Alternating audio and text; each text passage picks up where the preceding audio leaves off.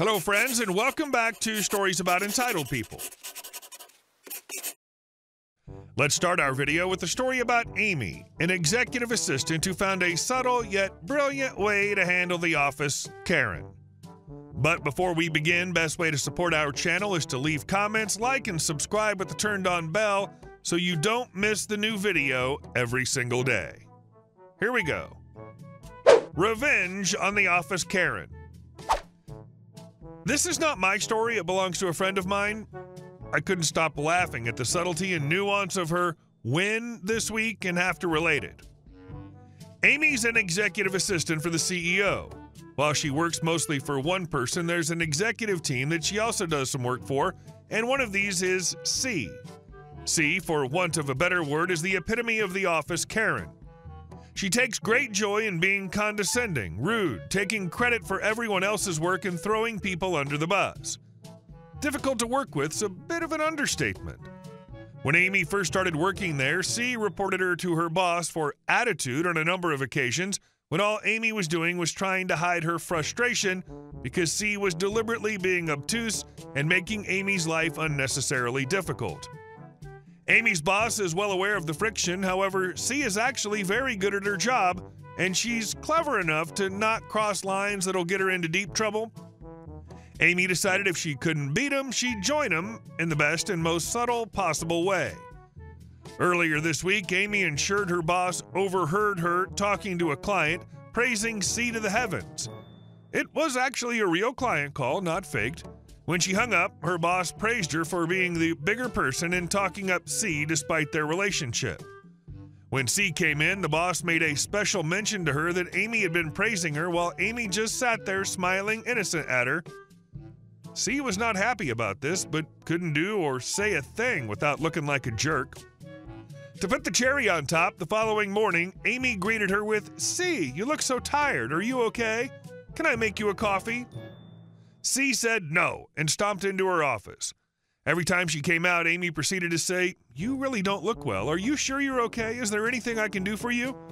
Meanwhile, Amy's boss overheard all of these exchanges and once again praised her for setting aside their differences and trying to make things work. By the end of the day, C was visibly seething, and Amy was the boss's new favorite. We believe C may well be a basket case by Christmas. Genuine kindness can be the most powerful revenge of all. And our second story. Entitled person bought my house and threatened to not show up to closing if she couldn't move in early. This story happened around 2015. When I married my first husband, we bought a house built in 1960 with its original aluminum shingled roof. This is somewhat relevant later. The roof looked bad but was in good shape as long as you kept the leaves off it. After we got divorced, I kept the house and lived there until I moved in with my now husband. I kept the house empty for a couple years, checking on it regularly just in case things didn't work out. During that time, I didn't clean the roof off and the leaf buildup caused a leak. This was immediately repaired and convinced me it was time to sell the house. I listed the house for just what I needed to pay off the mortgage and waited. In 3 months' time, I didn't get any serious offers, just investors that lowballed me. My realtor was getting really restless when finally I got an offer that wasn't terrible. We started negotiations. She immediately made it known that she was in the Air Force Reserves and retired from the Army or Marines, I forget which. My parents were in the Air Force, so that isn't something I care about, and she wasn't getting special treatment from me for it. I'm used to people that use their military experience to get stuff. She was getting a VA loan, and at the time, that meant stricter requirements for inspections. She kept trying to get me to lower the price and finally used the roof leak against me. She claimed the roof needed to be replaced and found a roofer willing to back her up on it. It kind of forced my hand, so I agreed to pay half the expected replacement cost, but she didn't want that paid to the roofer. She wanted it paid directly to her. It was clearly an excuse to get the price lowered. It pissed me off, but there wasn't much I could do since I needed to sell this house. We finally agreed and the house was put under contract, closing date set for a month away. The inspection started. After the first one, she asked for a few minor things to be fixed, which I did. Then we had the second inspection for the VA loan. This was about 3 weeks away from closing. I went by the house the day after, and as I pulled into the driveway, I found a package addressed to her in the mailbox, a metal shelf, and outdoor swing sitting in the driveway. I'm not happy, but more confused than anything. I then went into the house. The house is a tri-level with the basement being just 5 steps down from the kitchen. The basement had been redone to be a primary bedroom prior to me buying it, but I only used it as a family/media room. The first thing I noticed was the basement. She had completely rearranged it. There were IKEA wardrobe closet things she'd pulled from the wall and ripped apart. They were screwed together, flipping them around. She had moved a mattress from the upstairs into the basement. The floor was damaged while they moved things around. Furniture was completely rearranged.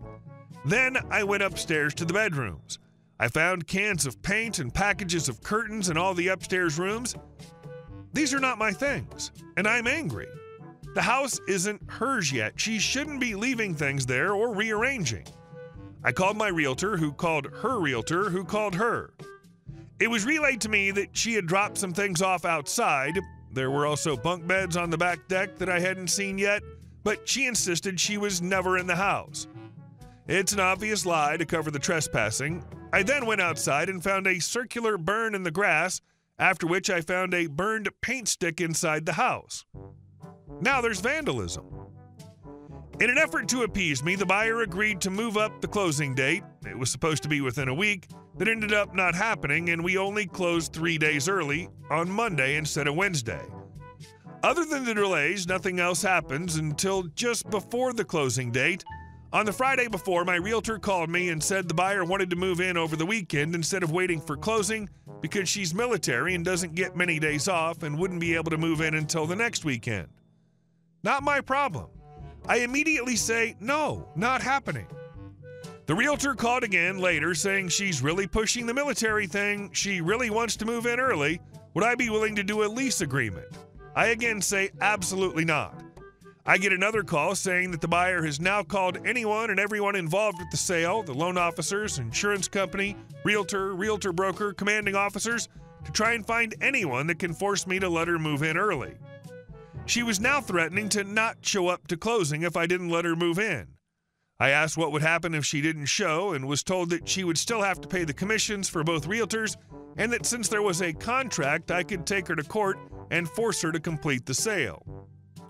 I again said she was not moving in early and told my realtor that she could convey anything of what I was about to say to the buyer.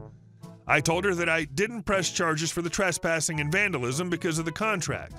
If she failed to show up to closing, I would not only pursue all my legal rights regarding the contract, but I would also be contacting police about pressing criminal charges. I don't know how much of that was relayed, but I got a call a few minutes later saying she would be showing up to the closing, but she wanted to sign her papers in a separate room. The closing went off without a hitch, and I'm glad to be rid of that house. I don't think she ever replaced the roof. I love the hissy fit at the end where she refuses to even be in the same room as you. That's how afraid she was. And our last story. Neighbor cut down our tree. A few weeks ago, I was doing my usual morning routine, pouring coffee and looking out my back window, when I noticed something horrifying.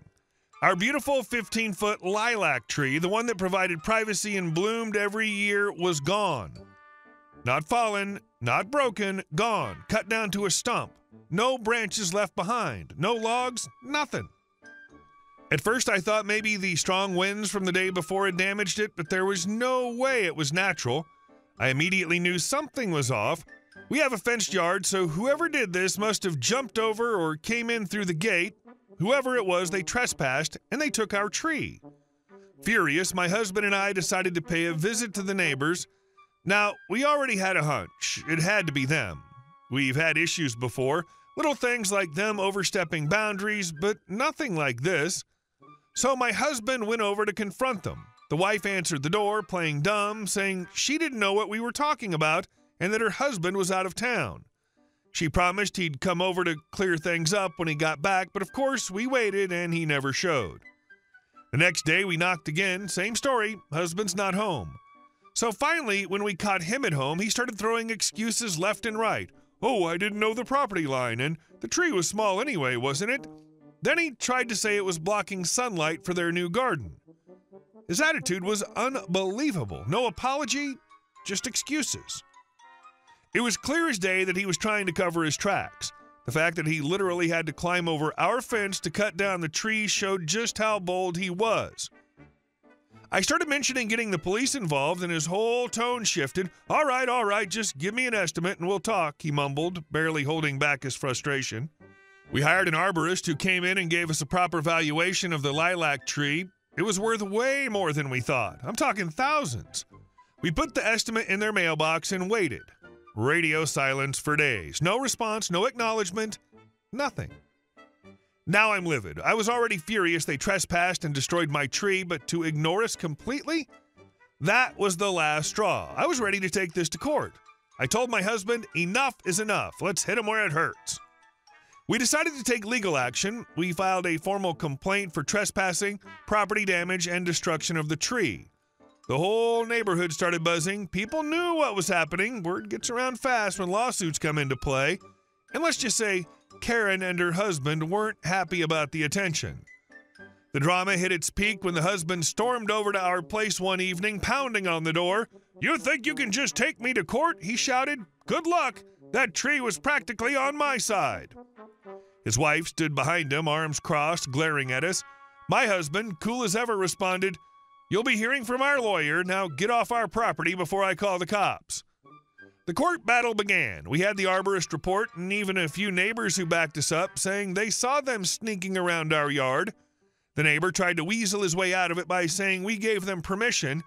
Nice try, but that wasn't flying in court. Fast forward, we won. The judge ruled in our favor, trespassing, destruction of property, all of it. They were ordered to pay for the full replacement cost of the tree and damages. They ended up forking over thousands in compensation, and we finally had the last laugh. Hey guys, thank you all for watching the video. I'll see you in the next one.